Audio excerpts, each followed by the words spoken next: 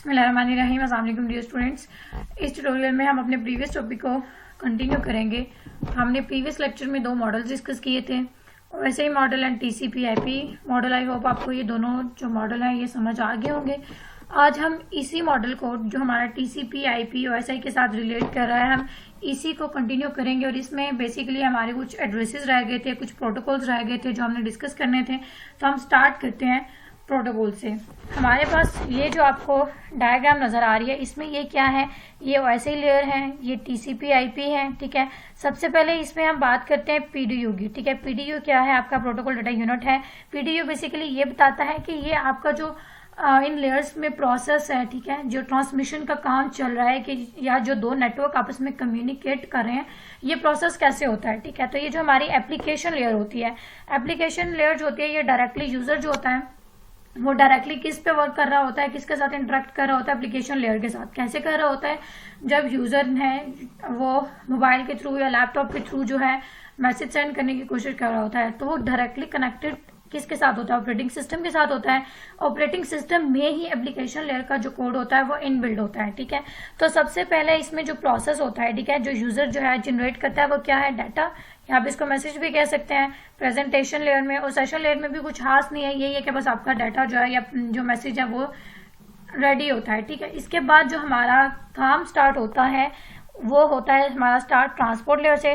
Transport layer में आके जो हमारे पास पॉइंट बनता है वो इंपॉर्टेंट पॉइंट है, जिसका हम सेगमेंट्स कहते हैं। ऊपर ये जो हमारे पास डाटा आ रहा है ये कंटिग्यूअस फॉर्म में आ रहा है। ठीक है, कंटिग्यूअस फॉर्म में आ रहा है, इट मीन्स कि ये किसी भी साइज में आ रहा है, कोई एक फिक्स साइज इसमें नहीं है।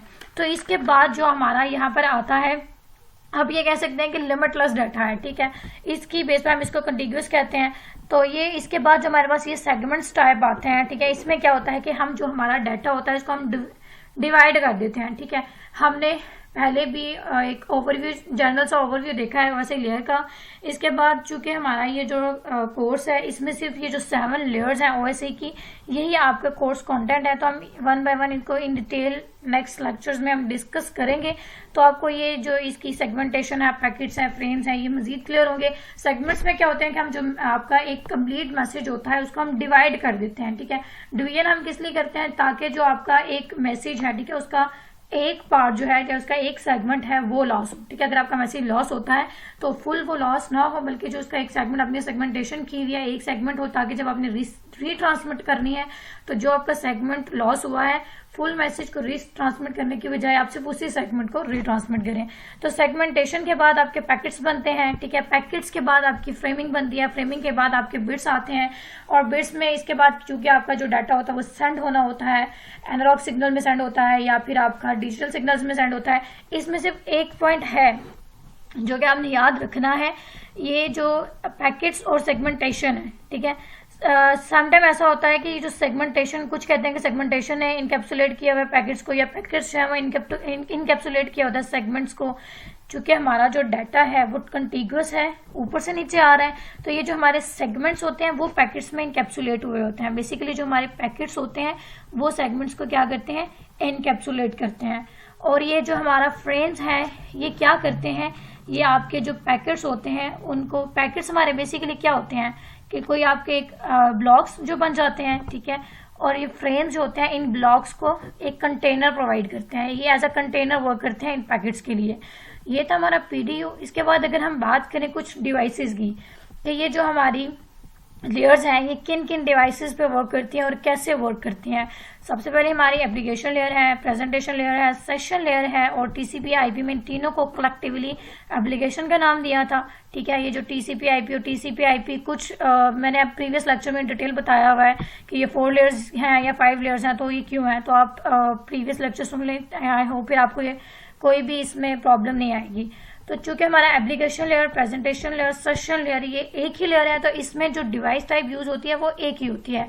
ट्रांसपोर्ट लेयर में भी गेटवे ही यूज हो रही है। ठीक है, अब गेटवे क्या होता है, जैसा कि इसके नाम से जाहिर है कि गेट का मतलब क्या होता है कि एंडिंग पॉइंट होता है। ठीक है, अब ये जो गेटवे होता है ये कैसे वर्क करती है, ये हमारे नेटवर्क का एक एंडिंग पॉइंट होता है। ठीक है, कि आपका एक नेटवर्क जो है वो एंड हो रहा है, इसके बाद की दुनिया क्या है, इसके बाद में क्या है। तो जब भी आपका एक नेटवर्क एंड होता है उसके बाद क्या आता है, www आता है, ठीक है। तो ये जो गेटवे आती है, मतलब आपकी वर्ल्ड वाइड वेब आती है, जो आपका इंटरनेट आता है उसका कॉन्सेप्ट आता है। तो बेसिकली जो हमारा गेटवे होता है ये किस लिए यूज होता है कि जब एक राउटर है, ठीक है, उसमें मल्टीपल डिवाइसेस जो है वो राउटर के साथ कनेक्टेड है। तो अगर आपकी जो डिवाइस है उसने इंटरनेट के सर्वर के साथ कनेक्शन करना है, तो वो क्या करेगा कि आपका जो आपके पास जो डिवाइस है, ठीक है, उसमें वो क्या कौन सी डिवाइस यूज करेगी, गेटवे यूज करेगी, जो कि आपकी डिवाइस को इंटरनेट के सर्वर के साथ कनेक्टिविटी प्रोवाइड करवा रही होगी। और बेसिकली जो हमारे गेटवे होते हैं इसको कैसे इम्प्लीमेंट किया जाता है, फायरवॉल के थ्रू। हमारे जो फायरवॉल हैं ये डिफरेंट होते हैं, इसमें जो है लेवल 4 भी होता है, लेवल 5 भी होता है, लेवल 4 और उसके बाद प्रॉक्सी फायरवॉल भी होते हैं। अब जो लेवल 4 और लेवल 5 होता है ये बेसिकली आईपी एड्रेस या फिर जो मैक एड्रेस होता है उसकी जो वर्किंग होती है उसको स्टॉप करता है, या उसको जो है वो स्कैन करने के लिए, उसको पिकअप करने के लिए यूज होते हैं।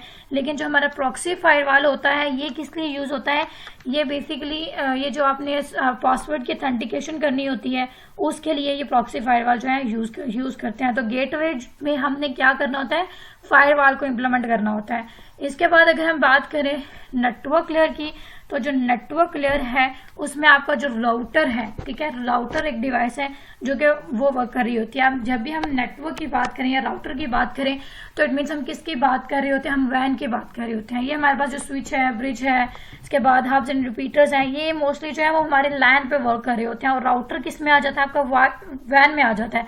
और ये राउटर जो है ये नेटवर्क लेयर पे काम तो करता ही है, लेकिन इसके साथ साथ ये आपकी डाटा लिंक लेयर और फिजिकल लिंक लेयर भी इस पे बेस हो रही होती है, ठीक है। अब राउटर में क्या होता है, राउटर में जब भी हम इंटरनेट की बात करते हैं तो इंटरनेट में क्या आती हैं, दो चीजें आती हैं आपकी, मैक एड्रेस आता है, आईपी एड्रेस आता है। अब चूंकि मैक एड्रेस और आईपी एड्रेस क्या है ये हम नेक्स्ट जो है एड्रेसेस वाला टॉपिक पढ़ेंगे, उसमें मैं आपको इन डिटेल बताऊंगी कि मैक एड्रेस क्या होता है और आईपी एड्रेस क्या होता है। तो राउटर जो है, राउटर्स बेसिकली जब भी आपका जो नेटवर्क है, ठीक है, उसने इंटरनेट के साथ कनेक्टिविटी करनी होती है, तो हम इंटरनेट के साथ कनेक्टिविटी राउटर इटसेल्फ ही क्या है, एक रूट प्रोवाइड कर रहा है, ठीक है। तो जब भी राउटर का नाम है तो आपके माइंड में वैन का कॉन्सेप्ट आना चाहिए। इसके बाद है हमारे पास data link layer. Data link layer में दो डिवाइसेस जो हैं वो काम करती हैं, और ये जो डिवाइसेस हैं स्विच एंड ब्रिज, ये सिर्फ डाटा लिंक लेयर पे काम नहीं करती बल्कि फिजिकल लेयर जो है वो भी इसके साथ कनेक्टेड होती है। अब चूंकि ये हमारा जो स्विच है और ब्रिज है, इसमें इन दोनों में डाटा लिंक लेयर में ये दोनों जो है हमारे पास स्विच और ब्रिज है, ये दोनों सेम पर्पस के लिए यूज हम कर सकते हैं। अब डिफरेंस इसमें क्या है कि ये जो हमारा ब्रिज है, ब्रिज हम किस लिए यूज करते हैं, दो डिफरेंट लैंड्स को, ठीक है, जो डिफरेंट नेटवर्क है उसको कनेक्ट करने के लिए हम ब्रिज यूज करते हैं। अब दो डिफरेंट नेटवर्क का मतलब क्या है कि आपके पास एक ब्रिज है, ब्रिज क्या है कि एक डिवाइस है, उसके एक साइड पे आपके पास कोई रिंग नेटवर्क है, मींस टोकन रिंग है, दूसरी साइड पे आपके पास कोई इथरनेट है, मींस कोई बस नेटवर्क है। तो इन दोनों की कनेक्टिविटी के लिए हम क्या यूज कर रहे हैं, हम जो डिवाइस है स्विच वो यूज कर रहे हैं। तो स्विच क्या कर रही है, आपकी दो डिफरेंट नेटवर्क की कनेक्टिविटी को, दो डिफरेंट नेटवर्क की कनेक्टिविटी करवा रही है। अब ये जो दो डिफरेंट नेटवर्क की कनेक्टिविटी है, अब इसमें डाटा जो है ये कैसे फॉरवर्ड होता है, ठीक है। अब ये जो डिवाइस है, ये जो आपकी स्विच है डिवाइस, वो क्या करती है, एक नेटवर्क से जब डाटा लेती है तो वो जो नेटवर्क में नोड है उसका मैक एड्रेस पिक कर लेती है, ठीक है। फिर जो डाटा उसमें लेता है, डाटा जो होता है, ठीक है, अब उसी में जो उसका डेस्टिनेशन जो आपकी डिवाइस है उसका एड्रेस भी होता है, तो वो क्या करती है, उससे डाटा लेती है और दूसरे नेटवर्क में मैक एड्रेस को फॉलो करते हुए डाटा प्रोवाइड करती है। और इसी तरह ये जो हमारा स्विच है, ब्रिज की मैंने क्या बात की, ब्रिज में मैंने कहा कि दो नेटवर्क्स के, ठीक है, दो डिफरेंट नेटवर्क्स को कनेक्ट करती है। अगर आपके पास कोई ऐसी ब्रिज है जिसमें मल्टी बोर्ड है, दो से ज्यादा है, तो वो आपका क्या बन जाता है, स्विच, उसको हम स्विच कहते हैं। ब्रिज में क्या है कि सिर्फ आप दो नेटवर्क्स को कनेक्ट कर सकते हैं, इससे ज्यादा नेटवर्क को आप कनेक्ट नहीं कर सकते। अब इसमें भी क्या है, इसमें भी वही है, उसकी वर्किंग भी ऐसी है कि मैक एड्रेस के थ्रू जो है ये क्या करती है, पैकेट्स को फॉरवर्ड करती है। लेकिन डिफरेंस क्या है यहाँ पर कि ये जो हमारे पास स्विच है, ठीक है, पहले हमने ब्रिज की बात की, ब्रिज में क्या है, जब दो नेटवर्क्स जो है वो डाटा सेंड कर रहे हैं, ठीक है, हमारा एक तरफ हमारा टोकन रिंग है, दूसरी तरफ हमारा इथरनेट है, तो वो क्या कर रहे हैं कि एक ही पाथ है, ठीक है। अब देखें एक नेटवर्क में मल्टीपल डिवाइसेस हैं, मल्टीपल नोड्स हैं, इसी तरह दूसरे नेटवर्क में भी मल्टीपल नोड्स हैं। तो वो जब एक दूसरे को डाटा ट्रांसफर कर रहे हैं तो उनकी ट्रांसफॉर्मेशन में सिर्फ एक ही पाथ है, ठीक है। जो ब्रिज है उसमें सिर्फ एक ही वे है, एक ही जो पाथ है या एक ही रूट प्रोवाइड कर रहा है जहां से सारी डिवाइसेस जो है वो डाटा सेंड कर रही हैं या रिसीव कर रही हैं। लेकिन स्विच में ऐसा नहीं होता, स्विच में डेडिकेटेड बात होते हैं, ठीक है। हर डिवाइस के लिए एक सेपरेट बात है। अगर आपकी टोकनिंग रिंग जो है आपका उसमें ए नोड है और जो बस नेटवर्क है उसमें ए नोड है, उन दोनों की कनेक्टिविटी के लिए क्या होगा, एक सेपरेट रूट होगा। इसी तरह जो आपका टोकन रिंग है उसमें जो नोड बी है, इंटरनेट में जो नोड बी है, उन दोनों के कनेक्शन के लिए भी क्या होगा, एक सेपरेट नेटवर्क होगा, ठीक है, एक सेपरेट पाथ होगा, सॉरी नेटवर्क नहीं, ठीक है। तो इस तरह ये जो हमारी स्विच है और ब्रिज है ये बेसिकली हमारी जो लैंड डिवाइसेस हैं। आपके पास अगर लैंड टोपोलॉजीज की तो नहीं है, अगर आपके पास कोई क्वेश्चन आता है कि आप लैंड डिवाइसेस पे नोट लिखें तो उसमें आपने ये gateway, firewall, router, switch, bridge ये आप लिख सकते हैं। इसके बाद क्या है हमारा hubs and repeaters. Hubs and repeater की अगर हम बात करें तो हब एंड रिपीटर जो है ये भी आपके फिजिकल लेयर और डाटा लिंक लेयर पे काम करते हैं। हब और रिपीटर क्योंकि ये प्योरली हार्डवेयर होते हैं, ठीक है, इसमें ये सॉफ्टवेयर के साथ लिंक नहीं होते, इस वजह से ये सिर्फ फिजिकल लिंक लेयर पे काम करते हैं। अब यहाँ पर क्या है कि हब और रिपीटर दोनों सेम पर्पज के लिए यूज करते हैं हम। अब हब भी जो है वो क्या है, एक प्योरली हार्डवेयर है, उसके बाद हार्डवेयर डिवाइस है, और जो रिपीटर है वो भी क्या है, वो भी आपके पास एक प्योरली हार्डवेयर डिवाइस है। लेकिन जो हमारी हब है, ठीक है, वो उसमें क्या होता है, वो मल्टी पोर्ट डिवाइस है। जैसे हमने प्रीवियस स्टार नेटवर्क की बात की, हमने क्या कहा कि स्टार नेटवर्क में जितनी भी डिवाइसेस होती हैं वो सेंट्रल डिवाइस के साथ कनेक्टेड होती हैं। लेट्स सपोज वो हब है, तो हब क्या है आपकी, वो एक मल्टी पोर्ट डिवाइस है। और अगर हम रिपीटर्स की बात करें तो रिपीटर्स में सिर्फ 2 पोर्ट ही हो सकती हैं, 2 से ज्यादा इसमें पोर्ट नहीं हो सकती। अब कुछ जैसे कि हमने स्टार नेटवर्क में बात की कि जो नोड है उसका हब के साथ जो कनेक्टिविटी है उसके दरमियान क्या होगा कि जैसे ही वो केबल जो है उसमें कोई प्रॉब्लम आएगी तो अब वो उसमें जो आपका हब है, ठीक है, उसमें एक्स्ट्रा फंक्शनैलिटी होती है, वो कुछ मैसेजेस जनरेट करना शुरू कर देती है कि यहाँ पर कोई एरर है, ठीक है। लेकिन जो रिपीटर है इसमें कोई एक्स्ट्रा फंक्शनैलिटी नहीं होती, ठीक है, इसमें इसके साथ कोई भी डिवाइस कनेक्टेड है, कोई भी नेटवर्क कनेक्टेड है तो वो आपको कोई मैसेज डिस्प्ले नहीं करेगी कि यहाँ पर प्रॉब्लम है, इस प्रॉब्लम को आप रिजॉल्व करें, ठीक है। तो ये थी हमारी डिवाइसेस। इसके बाद अगर हम बात करते हैं प्रोटोकॉल्स की। अब प्रोटोकॉल्स क्या होते हैं, प्रोटोकॉल्स बेसिकली रूल्स हैं कि आपकी जो कम्युनिकेशन है या आपकी डाटा ट्रांसमिशन है वो नेटवर्क पे कैसे होती है। अब अगर हम प्रोटोकॉल्स में सबसे पहले बात करते हैं, HTTP लिखा हुआ है लेकिन सबसे पहले हम DNS की बात करते हैं, ठीक है, क्योंकि जब भी हमने कनेक्शन करना होता है, कनेक्टिविटी करनी होती है या इंटरनेट को हमने यूज करना होता है, हम डिफरेंट वेबसाइट्स को ओपन करते हैं तो हम DNS क्या है, डोमेन नेम सर्वर है, ठीक है। DNS क्या करता है, या आप डोमेन नेम सिस्टम इसको कह सकते हैं। अब इसमें क्या होता है कि हम वेबसाइट्स के नाम लेते हैं, जैसे गूगल है, फेसबुक है, ठीक है। तो ये जो DNS है वो क्या करता है, वो नाम याद नहीं रखता, बल्कि हम तो नाम याद रखते हैं क्योंकि IP एड्रेस याद करना इतना कोई इजी नहीं है और हर वेबसाइट का IP एड्रेस जो है वो डिफरेंट होता है। तो DNS क्या करता है, वो सारी जो आपकी है वेबसाइट्स उनका जो IP एड्रेस है उसको वो पिक करता है, ठीक है, डोमेन नेम सर्वर।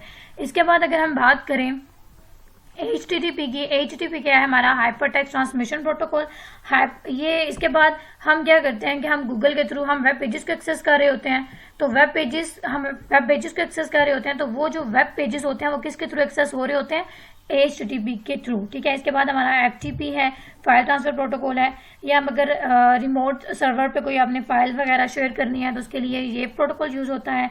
इसके बाद हमारे पास क्या है, ये 2 प्रोटोकॉल हैं, पोस्ट ऑफिस प्रोटोकॉल है और सिंपल मेल ट्रांसफर प्रोटोकॉल है, ठीक है। ये जितने भी हमारे पास जीमेल है, याहू है, इनके बैकएंड पे क्या वर्क कर रहा होता है, simple mail transfer protocol, post office protocol. इन दोनों में डिफरेंस क्या है कि सिंपल मेल ट्रांसफर प्रोटोकॉल क्या करता है कि ये आपकी मेल को पुश करने के लिए यूज होता है, ठीक है। और ये जो आपका पोस्ट ऑफिस प्रोटोकॉल है ये आपकी मेल को पॉप आउट करने के लिए यूज होता है, ठीक है। इसके बाद हमारे पास RIP है, ये राउटिंग इन्फॉर्मेशन प्रोटोकॉल है, जो कि आपकी जो राउटिंग के लिए आपने कोई भी अपनी डिवाइस यूज करनी है, डिवाइस जो यूज कर रहे होते हैं उसकी इन्फॉर्मेशन प्रोवाइड करता है, उसकी कनेक्टिविटी के लिए ये प्रोटोकॉल यूज होता है, ठीक है। और इसके अलावा ये प्रोटोकॉल जो है हमारे इन 3 लेयर्स पे वर्क करते हैं। अगर हम TCP/IP में देखें तो ये एप्लीकेशन लेयर पे वर्क करते हैं, लेकिन सिर्फ ये प्रोटोकॉल नहीं है जो इस पे वर्क करते हैं, बल्कि इसके अलावा और भी हमारे प्रोटोकॉल हैं जो इन तीनों लेयर्स पे काम करते हैं। जैसे हमारा DHCP है, डायनामिक होस्ट कंट्रोल प्रोटोकॉल है।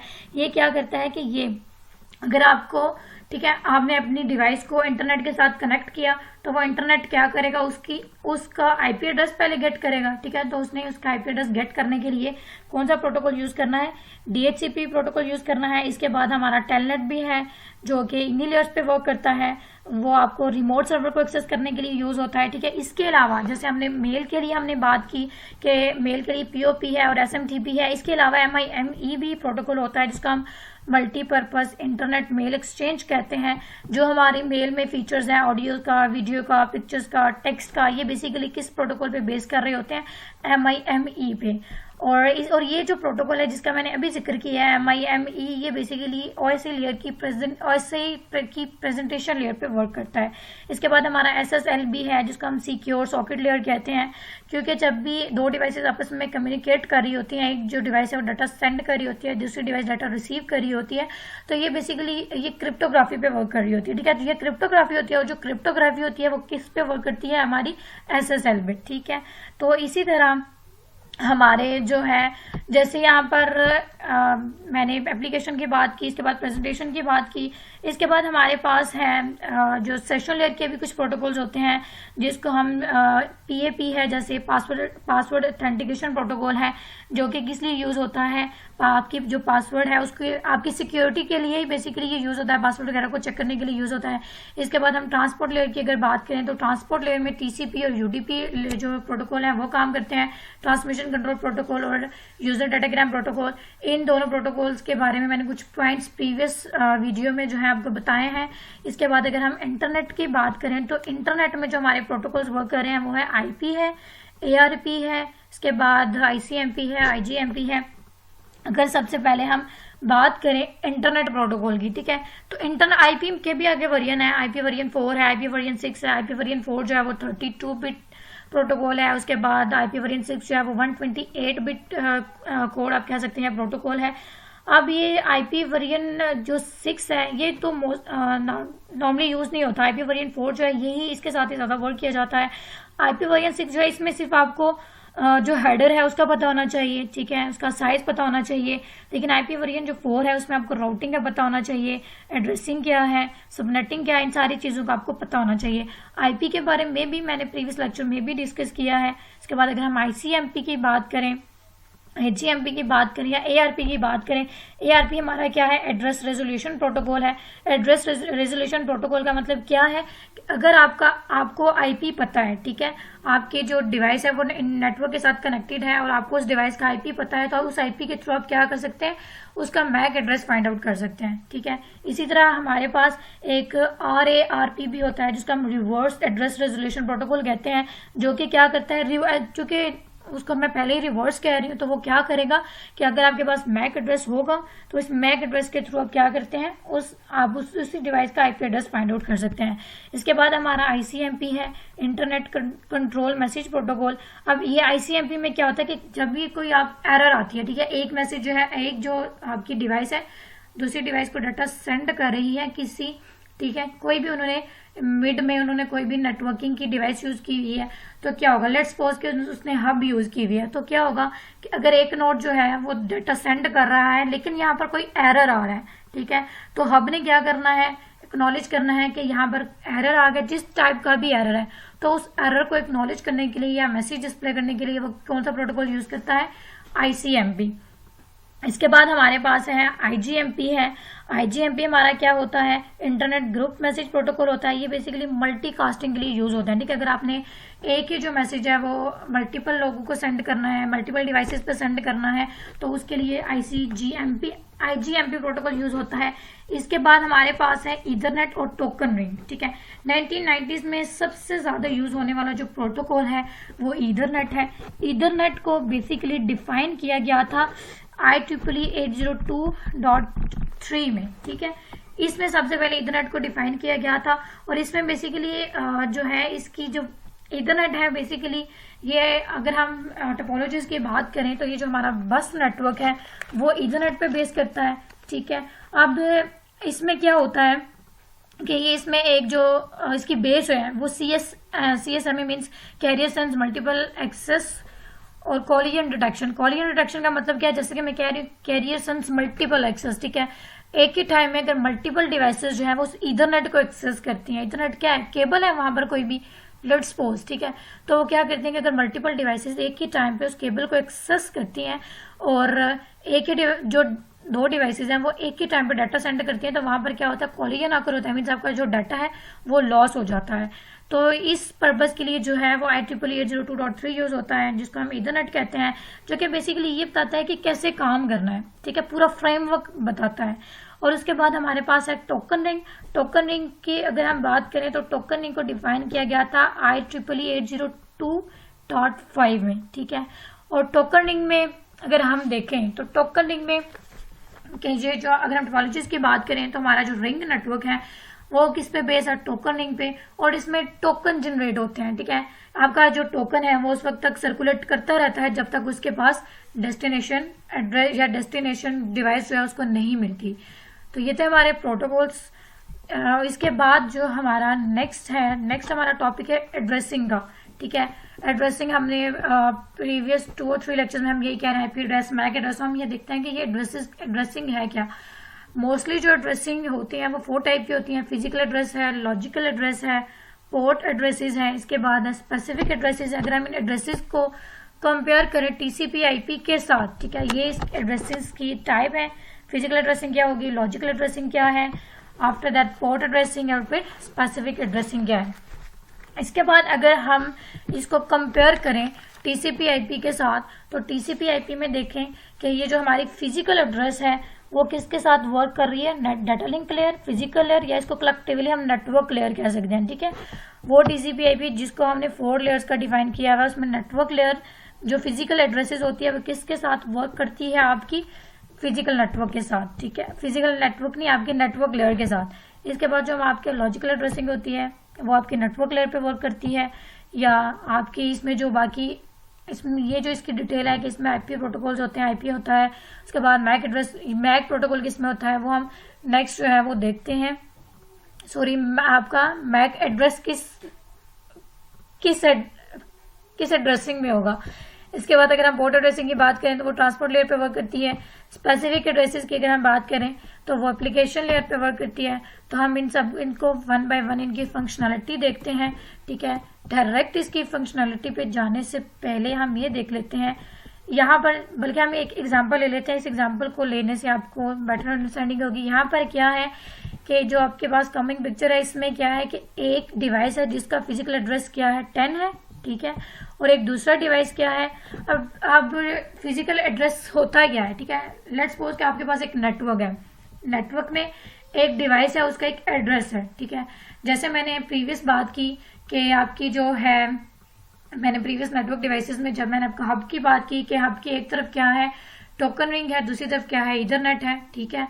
तो उसमें क्या होगा कि जो टोकन रिंग है, जैसे मैंने कहा कि एक नेटवर्क में जो आपका नोड A है वो दूसरे नेटवर्क में नोड A के साथ कम्युनिकेट कर रहा है। इट मीन्स कि दोनों नेटवर्क्स में नोड A है। मैंने जो A का नाम दिया ये क्या है, उसका एक फिजिकल एड्रेस है, ठीक है। तो चूंकि हमारे दो डिफरेंट नेटवर्क्स हैं और दोनों डिफरेंट नेटवर्क्स में सेम नोड्स हैं, ठीक है, फिजिकल एड्रेस जो है वो सेम हो सकता है। हमने जो नेटवर्क्स में अपनी डिवाइसेस को जो नंबरिंग दी होती है उसका हम बेसिकली क्या कहते हैं, हम उसको फिजिकल एड्रेस कहते हैं। और ये जो हमारा फिजिकल एड्रेस होता है ये 48 बिट कोड होता है, ठीक है। और ये सेम जरूरी नहीं है कि पूरे वर्ल्ड में जितने भी नेटवर्क्स हैं उसमें फिजिकल जो एड्रेस है वो सेम हो। जैसे एक नेटवर्क में एक डिवाइस है जिसका जैसे यहाँ पर फिजिकल एड्रेस उसका 10 दिया हुआ है, तो इसी तरह कोई भी दूसरे नेटवर्क में 10 फिजिकल जो है 10 एड्रेस की कोई और डिवाइस हो सकती है, ठीक है। तो और ये जो होती हैं ये भी इसमें क्या होता है, जो कि हम नेटवर्क्स की बात कर रहे हैं तो नेटवर्क जो होते हैं उसमें क्या क्या आते हैं, आपके लैन आता है, वैन आता है, ठीक है। तो इसके बाद हम अगर इस डायग्राम को देखें तो इसमें क्या है कि एक नोड है जिसका फिजिकल एड्रेस 10 है, उसने एक फ्रेम सेंड करना है दूसरी डिवाइस को जिसका फिजिकल एड्रेस क्या है 87 है, और दोनों नोड्स जो हैं वो किसके थ्रू कनेक्टेड हैं, बस टोपोलॉजी के थ्रू कनेक्टेड है, ठीक है।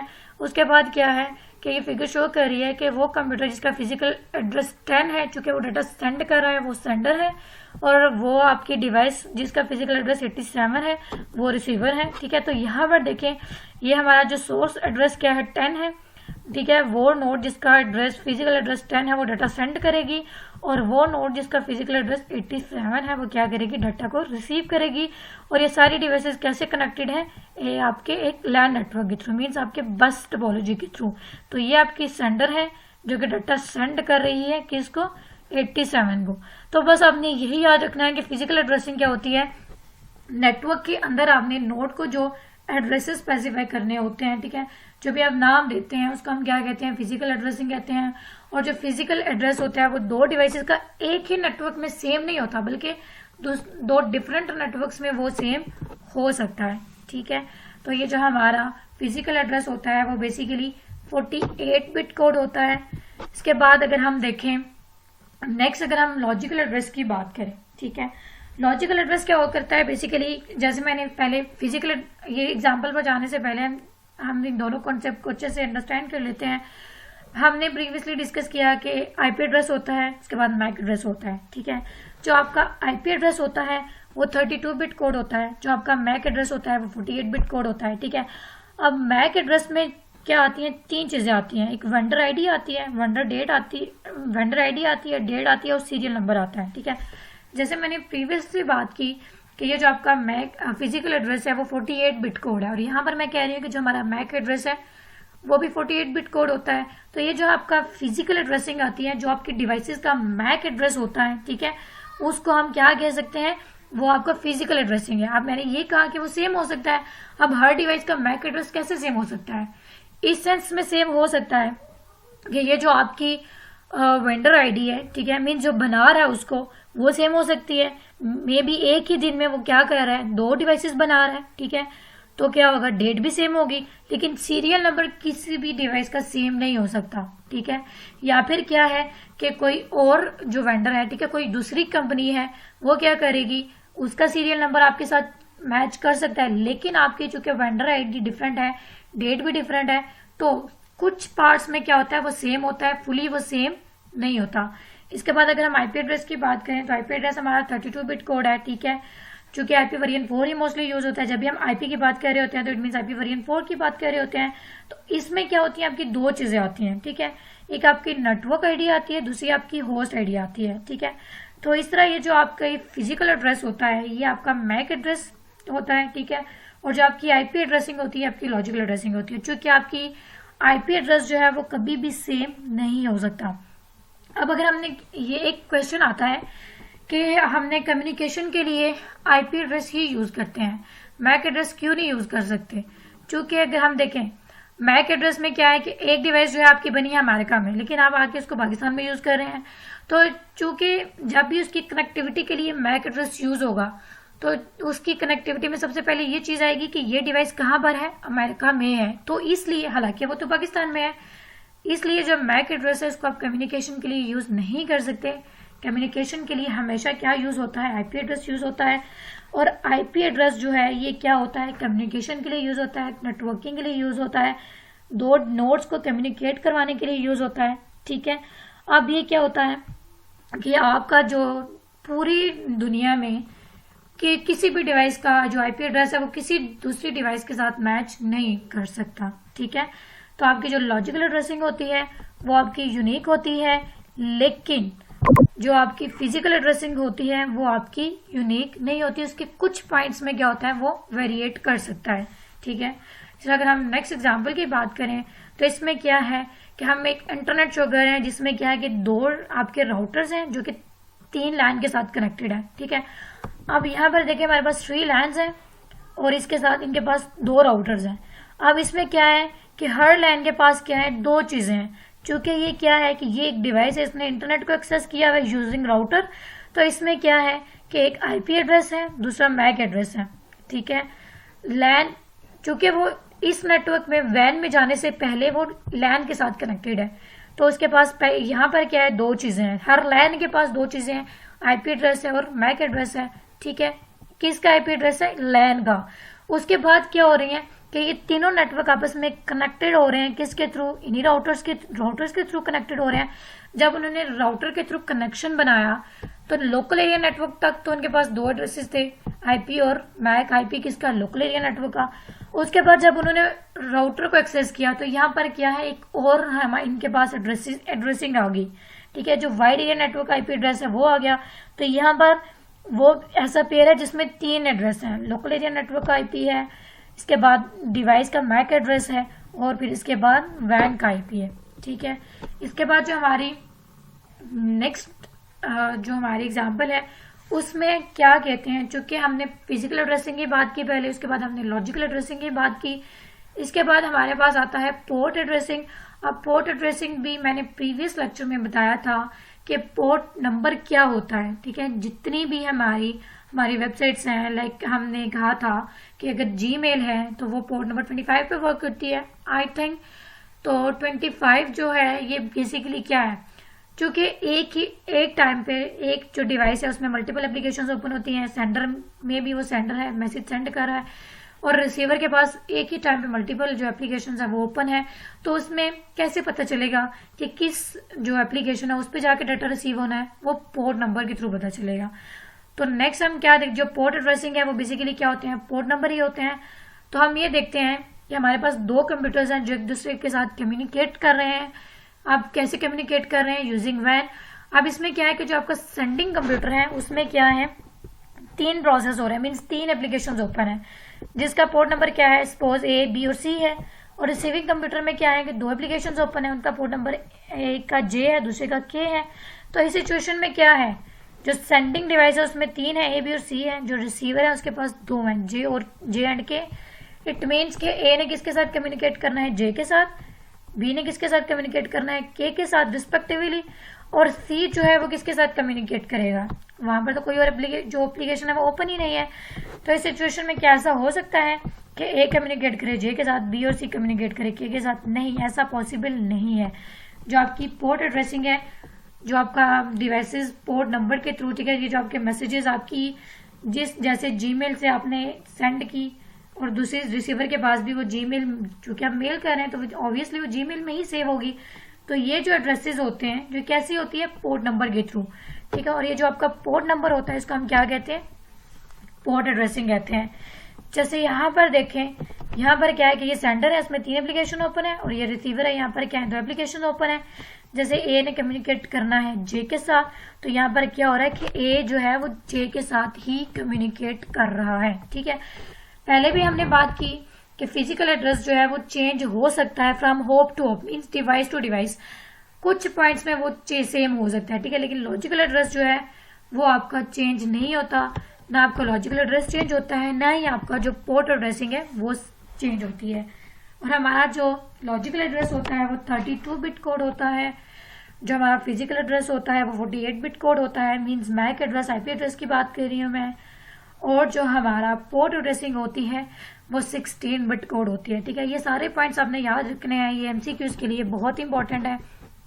अगेन यहाँ पर यही बताया हुआ है कि फिजिकल एड्रेस जो है वो चेंज हो जाता है फ्रॉम होप टू होप, लेकिन जो आपका लॉजिकल एंड पोर्ट एड्रेस है वो होप टू होप चेंज नहीं होता, वो क्या होता है, वो हमेशा सेम रहता है। इसके बाद हमारे पास लास्ट टॉपिक है स्पेसिफिक एड्रेस। स्पेसिफिक एड्रेस क्या होता है कि इसको स्पेशली डिजाइन किया जाता है। अब स्पेशली डिजाइन करने का मतलब क्या है कि अगर हम कोई वेबसाइट हम ओपन करते हैं, उसका जो यूआरएल होता है उसको हम क्या कह सकते हैं, स्पेसिफिक एड्रेस हम कह सकते हैं। इसी तरह कि जब हम मेल सेंड करते हैं तो वो जो मेल एड्रेस होता है, ठीक है, हर यूजर का सेपरेट मेल एड्रेस होता है, ठीक है, हर एक की अपनी आइडेंटिटी होती है। तो ये सारी चीजों को, ये जो हमारे पास यूआरएल आता है या ईमेल की जो एड्रेसेस होते हैं उनको हम क्या कहते हैं, स्पेसिफिक एड्रेसेस, ठीक है। ये था हमारा आज का लेक्चर। आई होप आपको आज का लेक्चर समझ आ गया होगा, जिसमें हमने डिस्कस किया, हमने 2 पॉइंट्स पर ही डिस्कस किया है। तो हमने फोकस किया प्रोटोकॉल्स पर और एड्रेसिंग पर, लेकिन प्रोटोकॉल से पहले हमने डिवाइसेस का ओवरव्यू भी देखा जो कि बहुत इंपॉर्टेंट है। तो इंशाल्लाह नेक्स्ट वीक में हम अपना नेक्स्ट टॉपिक कंटिन्यू करेंगे। टिल देन टेक केयर, अल्लाह हाफिज।